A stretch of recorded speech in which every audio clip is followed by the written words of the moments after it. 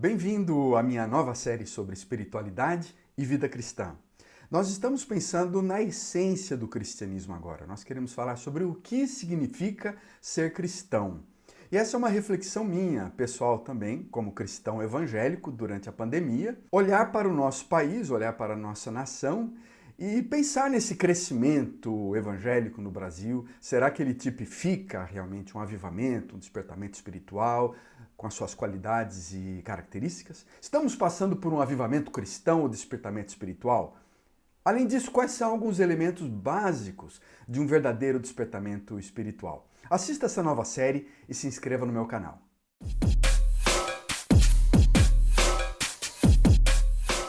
Eu venho de origem evangélica, europeia, americana, família de presbiterianos tradicionais, filhos da Reforma Protestante, que aconteceram na Europa durante o início da Idade Moderna, e também trabalho numa organização chamada CEPAL, que já pesquisou bastante sobre o crescimento das igrejas evangélicas, o crescimento dos evangélicos do Brasil nas últimas décadas. E a gente sabe que os evangélicos multiplicaram rapidamente em quase todo o país. Eu me lembro morando lá no interior de São Paulo, sendo o único evangélico na minha escola. Depois eu mudei para o Rio de Janeiro, vi a igreja crescendo na década de 80, a Universal comprando a Rede Record.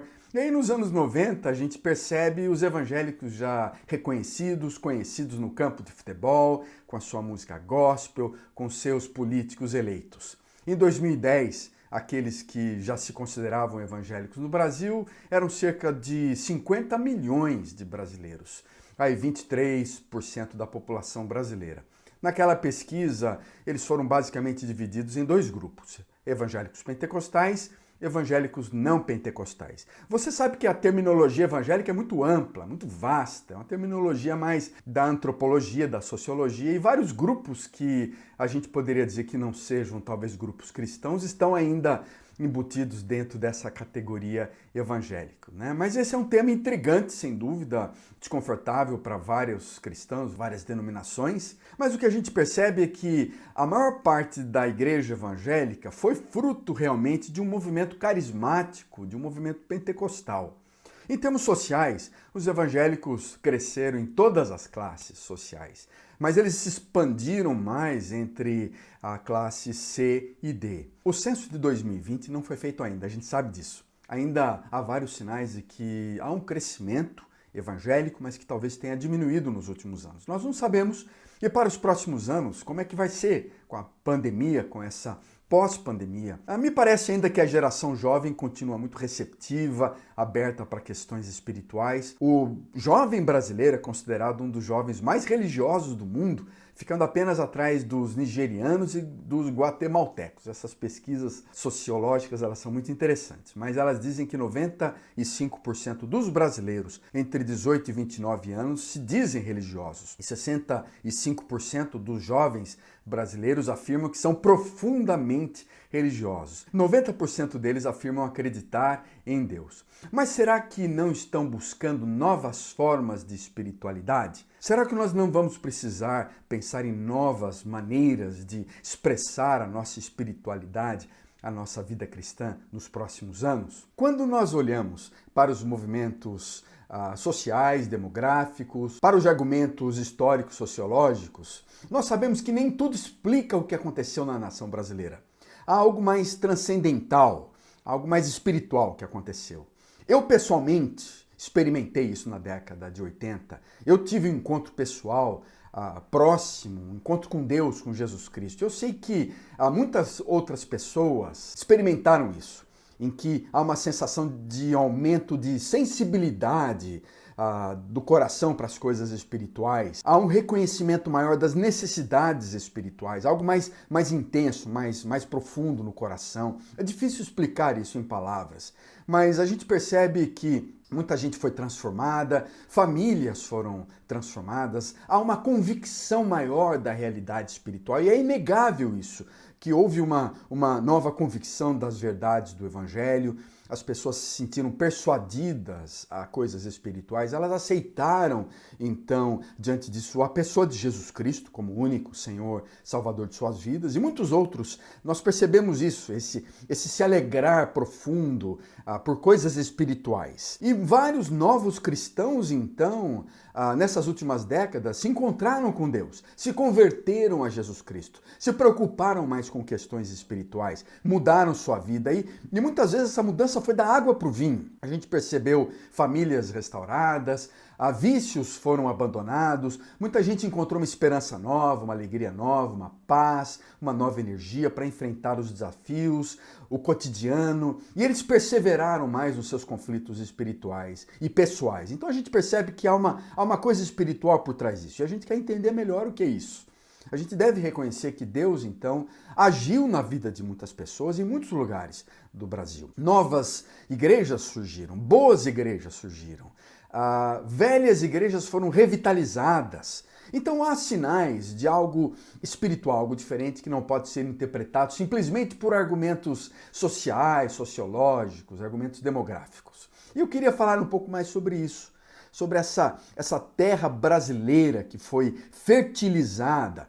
E foi fertilizada talvez pelo suor, pelo sangue, pela lágrima de muitos líderes religiosos, evangelistas, pregadores que vieram aqui pela terra brasileira desde o século XIX e que foram disseminando as sementes do Evangelho, e essa palavra de Deus, como o próprio Jesus Cristo fala numa das suas parábolas, essas sementes foram lançadas pela terra brasileira e foram fertilizando então no coração das pessoas. Mas entretanto, apesar de um crescimento rápido, de um despertamento para as questões espirituais, há uma série de sinais de fumaça no horizonte, sinais claros, sinais sociais, históricos, políticos, de que nem tudo vai bem no arraial da espiritualidade, de que nem tudo vai bem, especialmente no arraial da espiritualidade cristã, que é essa espiritualidade que eu conheço um pouco mais. Como é que está a vida cristã das pessoas com relação a questões sociais,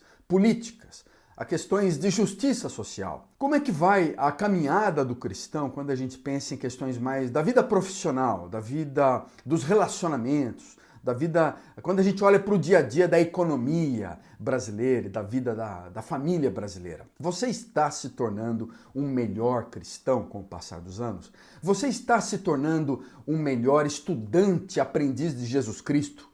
Essa é uma questão que tem me preocupado em vários sentidos. E será que nós conhecemos bem nossas fraquezas, fragilidades com relação à nossa vida? Será que nós estamos sentindo a presença de Deus, desse Deus Altíssimo, que tudo conhece, que tudo sabe, em todas as etapas, em todas as áreas da nossa vida pessoal? Enfim, quais são alguns elementos essenciais da vida cristã? Eu quero trabalhar um pouco mais sobre esses elementos essenciais, sobre o DNA da vida cristã nessa série. Será que esses elementos estão presentes em você e na sua comunidade? Então essas perguntas são importantes quando nós refletimos sobre pessoas, sobre igrejas, sobre líderes, sobre eventos sociais, políticos, quando a gente reflete sobre os acontecimentos históricos que nós estamos vivendo nos últimos anos, especialmente durante esse tempo de pandemia. Eu quero refletir com vocês, então, algumas das minhas impressões, a minha própria reflexão, algumas das observações sobre a espiritualidade cristã brasileira nos últimos anos. Em primeiro lugar, eu quero tratar desse tema da superficialidade da nossa religião, a superficialidade do nosso cristianismo. Eu me lembro de ter ouvido o teólogo anglicano John Stott descrever ousadamente a igreja na África como sendo um grande rio com milhares de quilômetros de extensão e apenas alguns centímetros de profundidade. E eu acho que esta imagem volta à nossa mente quando a gente pensa na qualidade da espiritualidade que nós estamos vivendo nos últimos anos. Embora milhões de cristãos estão demonstrando um entusiasmo, embora milhões de brasileiros mostrem de forma contagiante essa alegria que a gente percebe é muito positiva no coração das pessoas, no mundo de muita positividade, inclusive, que às vezes é exagerado, e que mostram que foram profundamente afetados pelo Evangelho de Jesus Cristo, me parece que falta profundidade. Em 1999, o John Stott também reafirma isso numa outra conferência, que a igreja estava crescendo com força em muitos lugares, mas esse crescimento não tinha profundidade. E me parece que essa questão na África é muito séria, né, quando a gente percebe a dificuldade que o cristão teve para lidar com as guerras tribais, com a poligamia, com as grandes epidemias, mas já surge uma nova geração de africanos que desprezam o cristianismo dessa primeira geração porque não viu mudar nada na sociedade. E essa preocupação talvez é uma preocupação nossa, atual, do Brasil, do Brasil dos evangélicos, inclusive, que é esse com quem eu posso falar com mais propriedade, dos seus 55 milhões de chamados evangélicos, como eu falei, é um termo muito amplo, e dos seus 300 mil templos. Nós precisamos avaliar constantemente se esse crescimento acelerado está sendo acompanhado ou não de profundidade teológica, de substância espiritual, de maturidade no discipulado cristão e na transformação da comunidade. Sem dúvida, nós fizemos um ótimo trabalho de obstetras, eu poderia dizer, de parteiros espirituais, de uma nova evangelização, né? Nós geramos aí milhões de novos crentes evangélicos, introduzimos ao chamado leite materno da fé cristã, aquilo que o apóstolo Paulo fala. Isso é comum em períodos de crescimento, de avivamento espiritual, que há novos cristãos, de uma nova igreja que seja parecido como uma criança adolescente, cheia de vigor, de energia, de maturidade, mas muito imaturo ainda, muito insegura. É como aquilo, a gente sabe que é como pai, eu já fui pai de crianças e adolescentes, a gente sabe muito bem a quantidade de energia, de vitalidade e comida também que os filhos liberam na prática de esportes, nas atividades diárias, na escola, nos acampamentos, nas brincadeiras, mas a gente sabe muitas vezes que esses jovens, essas crianças entrando na puberdade, né, esses adolescentes, são frágeis, são imaturos, são inseguros emocionalmente, eles se machucam fácil, eles choram com frequência, choram de vez em quando, eles aprontam, muitas vezes são indefesos, são dependentes de nós em várias coisas. As emoções são contraditórias, e você percebe por vezes o coração deprimido, preocupado com facilidade, passando de um estado de alegria e infelicidade, num piscar de olhos. Há períodos de serenidade que sucedem também momentos de extrema fragilidade. E nós nos esquecemos mas todos nós já passamos por essa fase da vida. E me parece também que muitas pessoas podem ser superficialmente evangelizadas e vivendo como jovens adolescentes imaturos. Há uma adolescência espiritual em que a gente percebe a prática de um subcristianismo, de um pseudo-cristianismo, às vezes do aceitar Jesus, do ir para a igreja, de lições básicas de um discipulado cristão, ou de participação de um grupo pequeno, de uma célula próxima, do desejo de entrar no reino dos céus, e essa impressão de que o fato de aceitar Jesus, de ir para a igreja, nós estamos garantidos já para a entrada no reino dos céus e que tudo dá certo, não é? E a gente participa de cultos aí de entretenimento, de suprimento de necessidades espirituais, mas continuamos a viver um estilo de vida pouco tocado pelos valores do Evangelho. E assim a semente da palavra não penetra nos terrenos mais profundos do coração, da nossa espiritualidade, da nossa emocionalidade, e também não penetra nas dimensões mais escuras da sociedade brasileira, das esferas mais éticas, que frequentemente são tocadas e passam por uma reflexão muito mais profunda pelos psicólogos, filósofos, sociólogos, e nós, cristãos, teólogos, não estamos analisando de uma forma tão profunda como deveríamos. Por isso há evidências de grandes dificuldades nas dinâmicas de uma fé cristã mais autêntica, no conhecimento de um Deus verdadeiro, no autoconhecimento de uma vida, do que é ser cristão realmente, na mortificação daquilo que a Bíblia chama de mortificar a maldade dentro de nós pela graça de Deus, e nos processos de transformação pessoal, nas dinâmicas de transformação pessoal que o Evangelho é tão poderoso para fazer. Essa dinâmica também de transformação comunitária é necessária. E por isso que milhões de pessoas que se chamam cristãs, crentes em Deus, praticam um cristianismo bem adolescente, um cristianismo ainda bem rudimentar, sem consciência da abrangência da maldade dentro de si, da maldade na estrutura social e da necessidade de transformação das nossas comunidades. E eu fico me perguntando então, Qual é a influência do Evangelho na nossa vida e na vida das nossas cidades, na vida das nossas comunidades? A gente assiste a TV e vê uma série de programas evangélicos e pessoas evangélicas e políticos evangélicos e decisões tratadas socialmente que mostram uma falta de ética, uma falta de compromisso com os valores do Evangelho. E você percebe esse sensacionalismo popular dos shows, das séries, da nossa mídia, que revela uma cultura ainda muito brutal, muito sensual, muito animalesca, uma cultura muito consumista, uma cultura capitalista enamorada da violência, enamorada das fake news. A corrupção, o oportunismo impregnam as estruturas do poder, inclusive entre os políticos evangélicos. E nós estamos, a sensação é que nós estamos muito longe dos valores, dos princípios do reino de Jesus Cristo, defensores frequentemente da cobiça, incentivadores de valores materiais, protetores do forte, amantes do famoso, do rico, da celebridade, desvalorizadores do fraco, da viúva, do velho, do pobre. Então há muito dessa ausência dos valores ainda cristãos. O secularismo, o nominalismo tem avançado velozmente nas últimas décadas. Então, apesar do censo dizer que há milhões e milhões, dezenas de milhões que estão se identificando como cristãos no Brasil, a gente percebe também uma superficialidade muito grande. E que há, por outro lado, dezenas de milhões de brasileiros que estão cada vez mais se identificando como pessoas sem religião, ou sem filiação religiosa, ou sem igreja. E pelo menos, eu diria, 10%, pelo menos 10% da população brasileira já se encontra nessa categoria. Nós vamos ver o censo de 2020, que ainda não saiu, espero que saia em 2023, mas a gente vai perceber que muitos outros milhões de brasileiros não querem saber mais de igreja.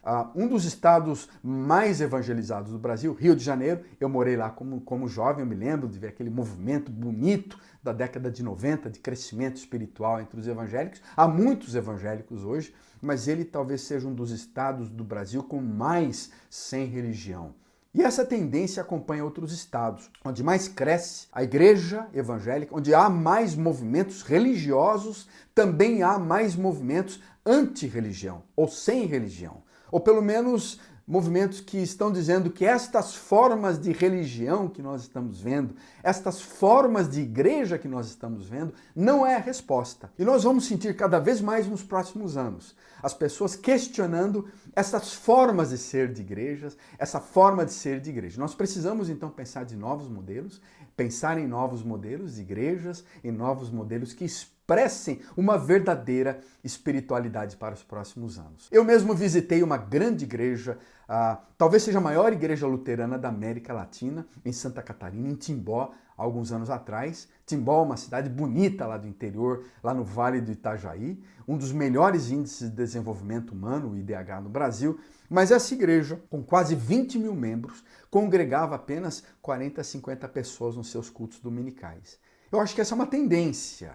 Nós vamos ver várias igrejas perdendo membros, várias igrejas buscando uma nova forma de espiritualidade. Na verdade, a cultura, o mundo, as transformações sociais vão influenciando cada vez mais a nossa vida. Eu quero dar um exemplo básico sobre isso da natureza, né? Imagine agora uma rã parecida com um sapo, né? Pode ser uma lagosta, pode ser camarões também. Mas a rã, ela viva, ela pode flutuar numa panela de água fria, né? Agora você imagine essa rã numa panela de água fria e na culinária isso é muito comum, né? Acende-se o fogo debaixo da panela, a água vai aquecendo suavemente e em breve a água vai ficando morna e a rã, a gente sabe que é um animal de sangue frio. Então ela acha aquilo agradável, ela continua a nadar tranquilamente naquela água, a temperatura começa a subir, a água fica quente, a rã gosta, mas ela não se transtorna com o fato de que o calor tende a cansá-la. Ela não percebe que o calor vai entorpecendo a sua própria existência. Então a água vai ficando quente, a rã começa achar aquilo desagradável, mas ela está tão debilitada e o esforço é tão grande para se adaptar que ela não consegue fazer absolutamente nada. A temperatura da água começa a subir progressivamente até que o momento em que a rã acaba simplesmente por ficar cozida e morre, sem nunca conseguir sair direito para fora da panela. Agora, se ela fosse mergulhada repentinamente numa panela a 50 graus, a mesma rã daria logo um pulo para fora da panela. Por que eu estou falando sobre isso? É inegável que há um crescimento dos evangélicos, é inegável que muitos estão falando sobre espiritualidade, entretanto essa espiritualidade tem sido muito superficial, imatura e influenciada por diversos costumes e questões culturais e transformação cultural. E nós estamos nadando, imersos numa sociedade, numa cultura em ebulição e lentamente, como a rã ou como lagostas, nós frequentemente estamos sendo cozidos, adquirindo uma série de valores que não pertencem ao evangelho. Nós vivemos um cristianismo superficial, estamos influenciados por uma mentalidade secular, neoliberal, capitalista, materialista. Nós não percebemos que colocamos Deus na periferia da nossa vida, vivemos um cristianismo frequentemente bem superficial e não sentimos a proximidade do calor, não percebemos que nós estamos esquentando. Nós precisamos então de uma análise, de uma reflexão bíblica mais profunda, de uma análise mais correta, mais teológica do que significa realmente ser cristão. De quais são alguns dos elementos fundamentais de um cristianismo mais maduro, mais genuíno, mais profundo, que busque Deus, que conheça Deus, que reconheça quem nós somos, nossas limitações, que perceba a maldade dentro de nós e da sociedade e que busque andar com Jesus Cristo, compreendendo quem é Jesus Cristo, quais são os seus valores, o que ele pede de nós. E perceba também que nós frequentemente estamos andando em águas que estão se aquecendo com o consumismo, com o materialismo, com o secularismo, com o individualismo e com a busca e a ganância de uma vida muito individualista, muito egoísta, muito narcisista. Assista o próximo vídeo. Vamos falar de alguns outros elementos dessa espiritualidade que dá sinais de fumaça no horizonte, uma espiritualidade que talvez seja muito mais antropocêntrica, uma espiritualidade que mostra sinais de um ensimesmamento e que não é a verdadeira espiritualidade cristã.